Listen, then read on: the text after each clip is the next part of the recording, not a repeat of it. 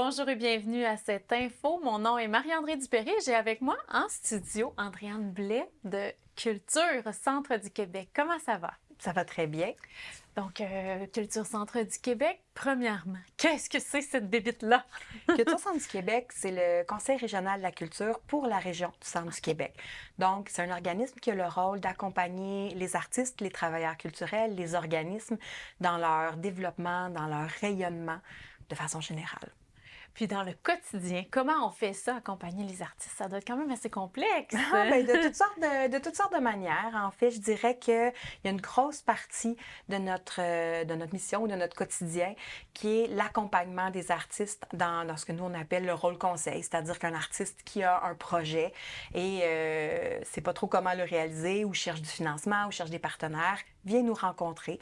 Puis là, on prend connaissance de son projet, puis on l'accompagne à travers plusieurs rencontres, puis différentes sortes de suivis. Donc ça, c'est vraiment une grosse partie de notre quotidien, que les gens viennent nous voir, puis jaser avec nous. Oui.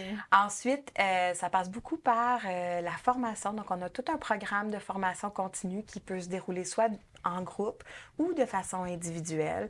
Donc là, ça permet justement aux artistes de développer certaines compétences, que ce soit en lien avec leur discipline propre ou encore avec ce qu'on appelle, nous, les compétences transversales. Mais ce que ça veut dire, c'est tout ce que ça prend pour gérer sa carrière d'artiste. Donc, communication, développement de marché, etc. OK, vous allez dans tout ça. Dans Là. tout ça.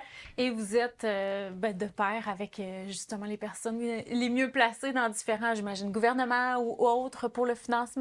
Oui, bien en fait, nous, notre organisation est soutenue principalement par le ministère de la Culture et des Communications et le Conseil des arts et des lettres. Mais justement, on n'offre pas de subvention ou d'aide financière, mais on connaît pas mal l'éventail de toutes les possibilités, finalement, les différents véhicules financiers pour les artistes et organismes culturels. Donc, souvent, on peut leur trouver là, la bonne voie quand ils veulent financer un projet. Et il y a différentes dates au travers de l'année où on peut déposer des projets quand on est artiste. Oui, tout à fait. Je dirais que une des principaux moments dans la région ici, c'est quelque chose qui s'appelle le programme de partenariat territorial avec le Conseil des arts et des lettres. Donc ça, c'est des bourses qui sont offertes aux artistes et aussi aux organismes de diffusion artistique ici de la région du Centre du Québec. Il y en a une multiplicité là, de programmes de bourses, tout ça, mais la particularité de celui-là, c'est vraiment que c'est réservé aux artistes de la région. Donc ça, c'est très intéressant. Il y a plusieurs centaines de milliers de dollars à chaque année qui sont disponibles en bourse pour les artistes et les organismes. Puis ce sont des projets qui sont liés avec la collectivité. Donc c'est vraiment une belle façon pour un artiste ou un organisme de s'ancrer dans son milieu. Et quand on parle d'artistes, ça peut être des artistes de toutes sortes. Est-ce qu'il y a des limites et comment on fait pour avoir le titre d'artiste? Ah, ça, c'est une grande question. Effectivement, à Culture Centre du Québec, on travaille avec les artistes de toutes disciplines. Donc, ça veut dire art visuel, art de la scène, métier d'art, art médiatique, littérature et patrimoine et muséologie. Donc, c'est les grands secteurs d'activité. Et évidemment, il y a plusieurs artistes qui sont multidisciplinaires, donc ils travaillent dans plusieurs disciplines à la fois. Et on travaille aussi avec des artistes qui sont rendus à tout niveau de leur parcours, donc que ce soit de la relève en voie de professionnalisation ou professionnelle.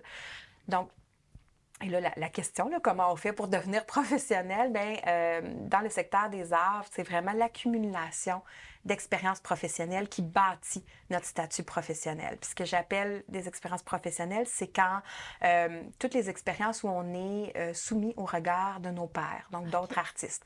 Alors, par exemple, si je suis une candidature pour exposer dans un lieu reconnu, mon dossier va être évalué par d'autres artistes. Ou quand je dépose pour une bourse, justement, ou un programme de subvention. Donc, différentes expériences comme ça. Puis c'est à force d'en empiler qu'on bâtit, en fait, notre statut professionnel.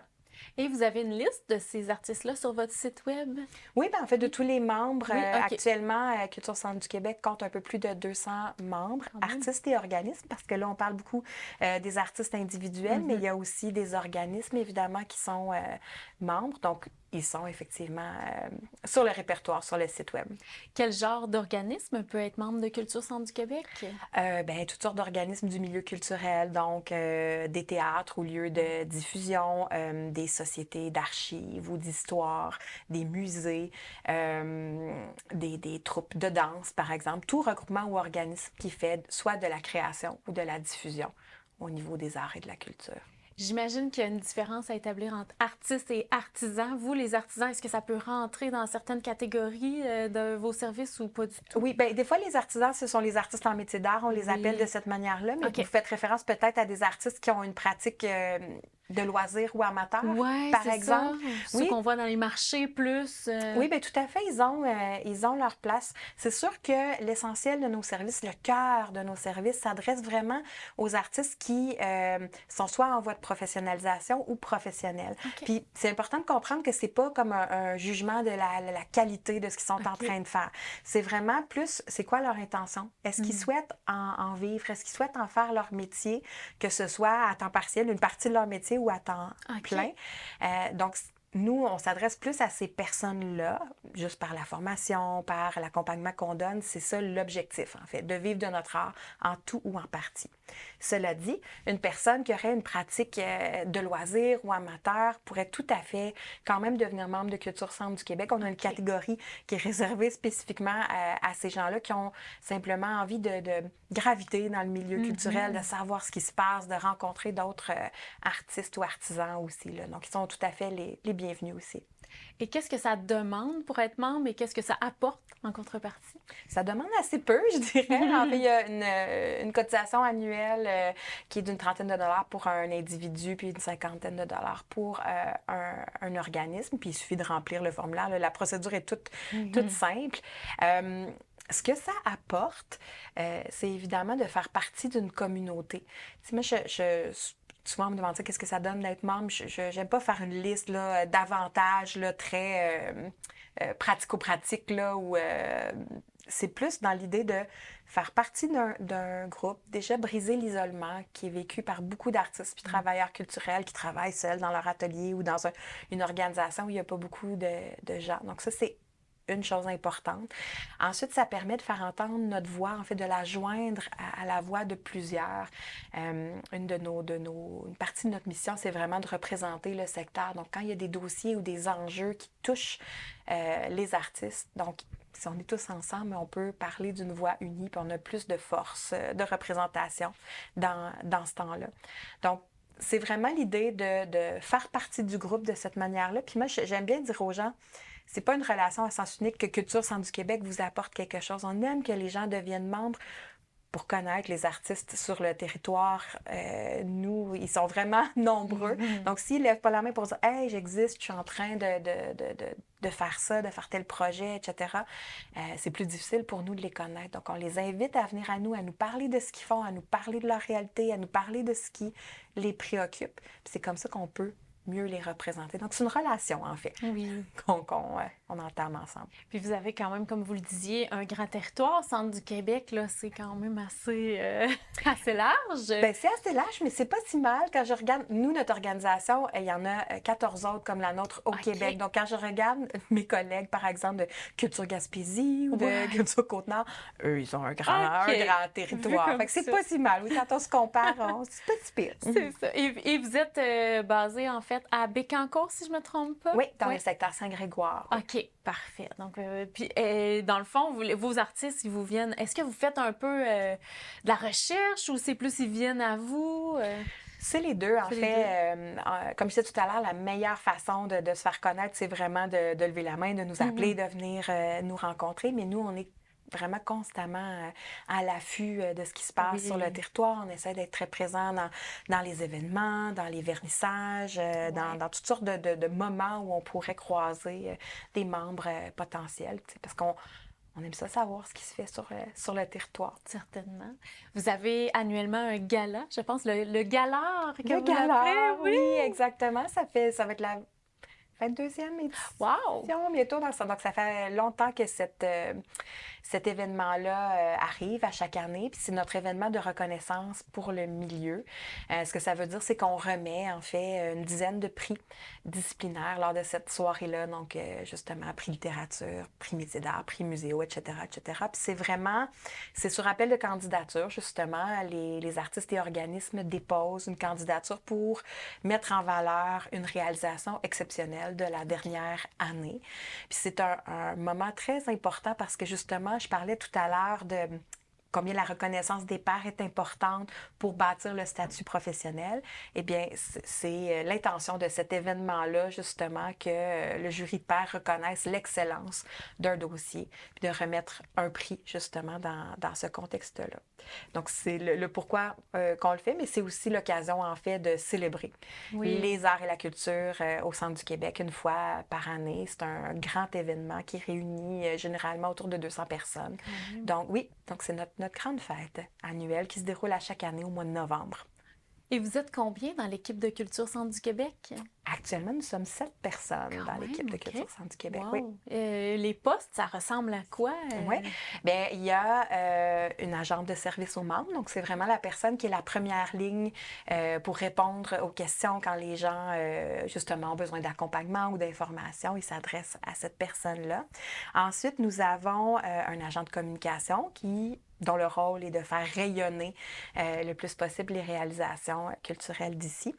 Nous avons un conseiller en entrepreneuriat artistique parce que de plus en plus d'artistes veulent développer leur fibre entrepreneuriale puis développer leur art avec cet esprit-là, finalement. Et idem pour des organisations culturelles qui veulent plus se penser comme des entreprises. Donc, lui, son rôle est vraiment de les accompagner dans cette perspective-là.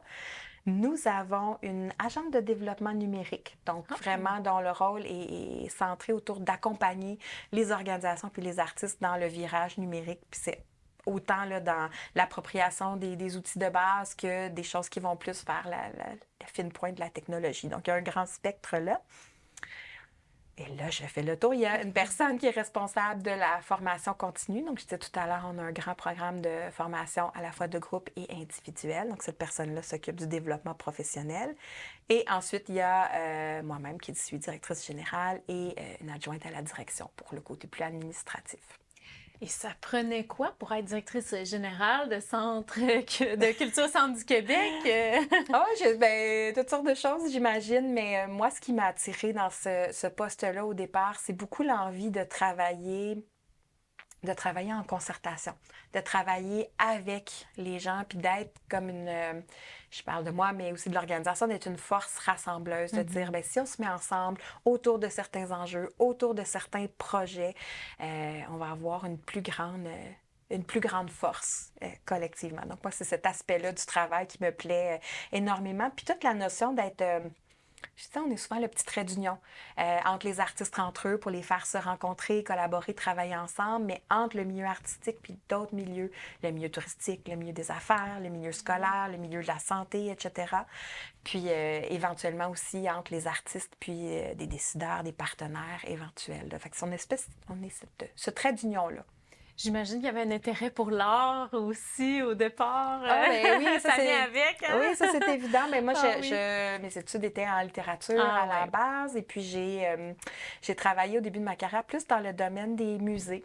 Comme, au départ, comme guide animatrice pendant mes emplois d'été à l'université. Moi aussi!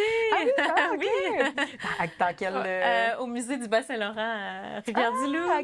Moi, je travaillais dans des sites historiques qui étaient situés en Mauricie. Puis ça m'a vraiment fait découvrir l'univers de la muséologie comme un métier.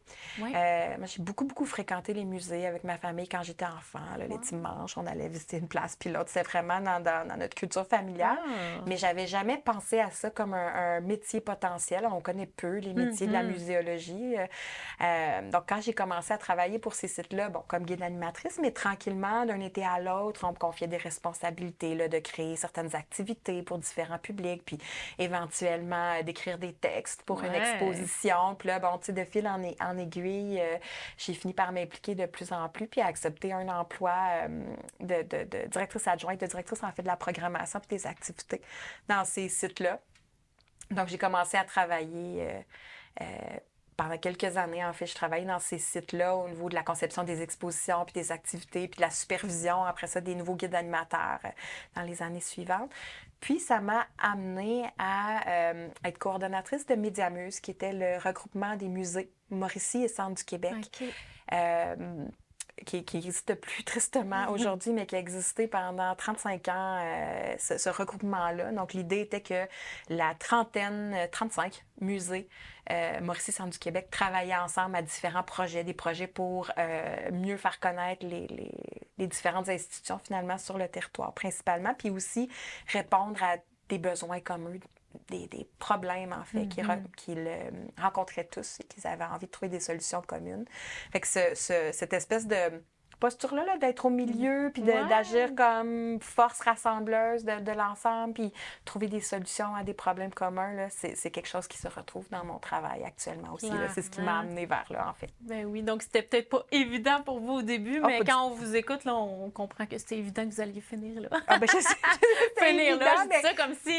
Mon cheminement a été assez naturel, en fait. Oui, j'ai eu plusieurs belles opportunités là, qui m'ont amenée ici. Oui. Puis là, en plus, ben, vous êtes en contact étroit là, avec les artistes. C'est quand même impressionnant pour vous, pour votre culture personnelle aussi. C'est super stimulant comme milieu, en fait, de travailler dans un milieu aussi créatif. Les artistes, mais les travailleurs culturels de façon générale sont très inventifs, sont très débrouillards. T'sais, on entend souvent le penser en dehors de la boîte, mais c'est une posture qui est très naturelle pour eux. Fait que ça fait un milieu qui est très stimulant dans lequel se retrouver, oui. Est-ce que vous avez remarqué au fil des années une diminution ou un intérêt de la part de la population, des gens? Alors, est-ce qu'il y a quelque chose qui a changé au cours des années? Je pense, bien évidemment, tout ça, je pense que c'est cyclique. Là. Il y a des moments où on constate de façon plus comment je pourrais dire ça, plus fondamental, l'intérêt pour l'art. Là. Je pense à la COVID qu'on a vécue récemment où les gens disaient « Ah mon Dieu, ça nous manque, on a été privés pendant un temps de certaines sorties, de certaines activités culturelles. » Puis les gens vivaient une période qui était très, très difficile d'un point de vue des émotions, de la santé mentale. Puis là, on l'a vraiment ressenti là, très viscéralement, j'ai envie de dire, l'importance de l'art. Donc ça, c'est un exemple, un moment où ça a été vraiment très, très, très, très fort. Ouais. Mais c'est toujours... Je dirais que c'est toujours présent. Je peux pas dire, là, oh mon Dieu, les gens s'en désintéressent complètement ou au contraire, il y a comme une flambée. C'est toujours une trame de fond.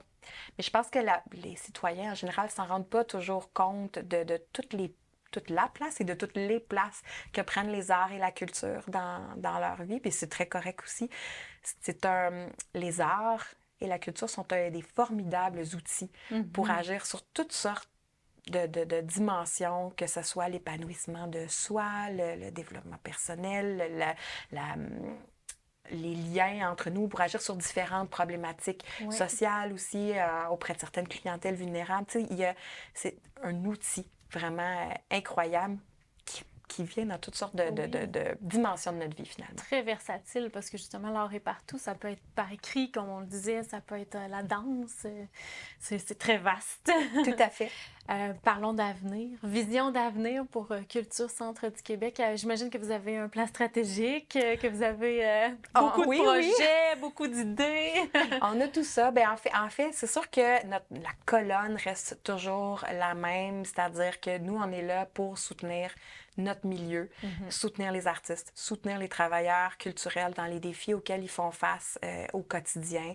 L'actualité n'est pas très rose ces temps-ci. On est dans une période économique difficile, donc ça a des impacts évidemment sur le milieu culturel, autant sur les possibilités financières d'un point de vue là, des subventions disponibles. Il y a beaucoup de coupures, mais aussi dans la fréquentation par les différents publics. Quand les gens ont moins de sous, bien, ils font moins d'activités culturelles, donc ça a vraiment un gros impact. Donc, ça va toujours rester au cœur de notre mission puis de nos actions au quotidien de soutenir les artistes et les travailleurs culturels dans ce qu'ils vivent. Cela dit, on essaye aussi d'étendre nos activités ou d'être un peu proactif justement dans le soutien qu'on peut leur apporter.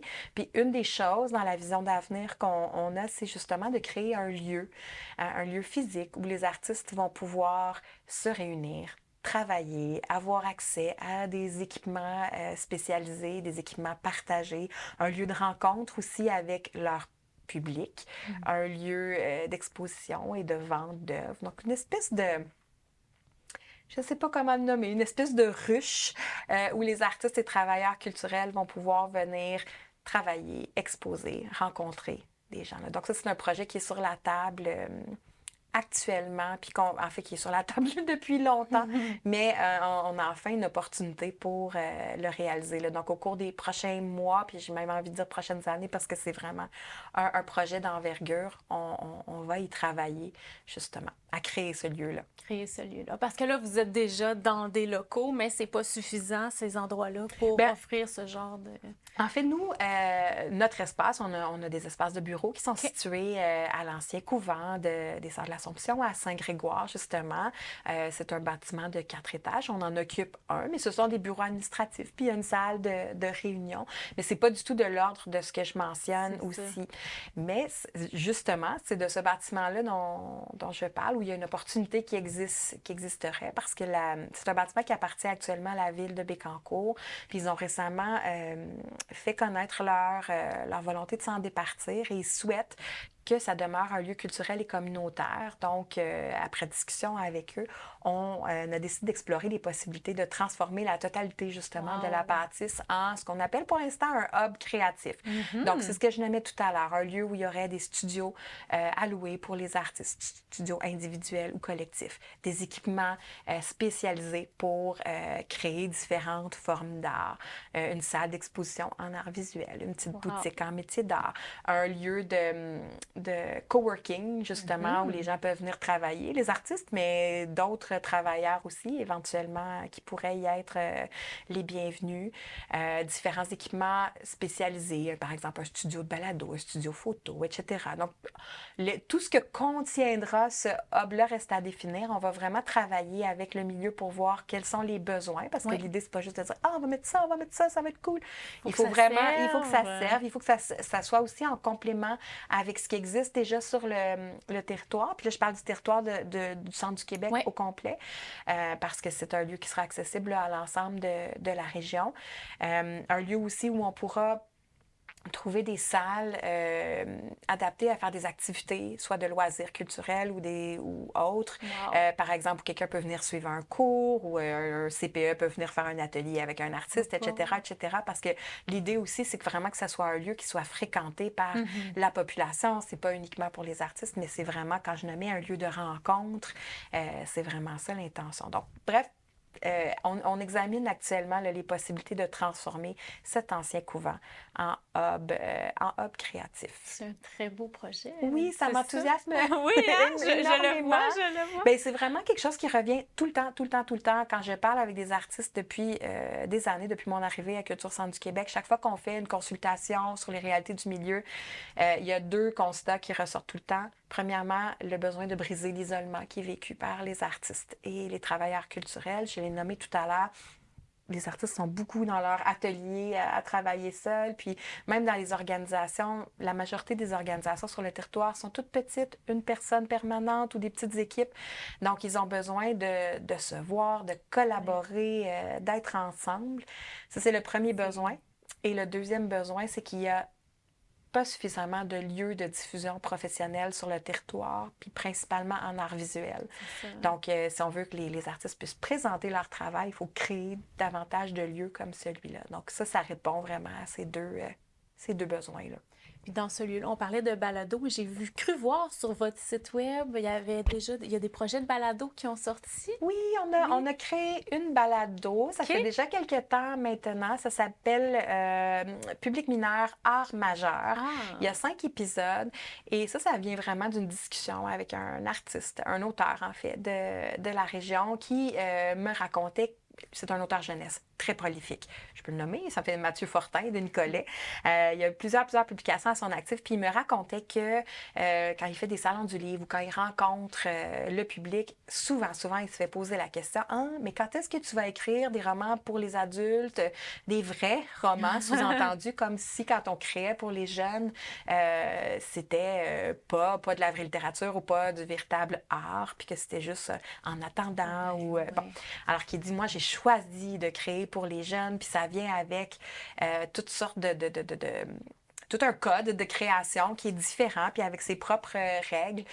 Donc, J'ai trouvé cette conversation-là très intéressante, puis ça nous a amené à créer justement cette balado où on a regroupé 10 créateurs jeunesse du centre du Québec. Donc, oui, des auteurs, mais metteurs en scène, comédiens, musiciens, qui ont choisi de travailler avec le public jeunesse. Puis là, ils racontent justement l'impact que ça a sur leur création, sur leur carrière, puis sous différentes thématiques aussi, puis le lien particulier aussi que ça engendre avec leur public. C'est vraiment une belle balado, on en est fiers. Ça vaut la peine d'aller l'écouter. Bien, certainement. Justement, donc vous avez un site web, les réseaux sociaux aussi, on peut aller vous voir un peu partout pour voir qu'est-ce que vous faites.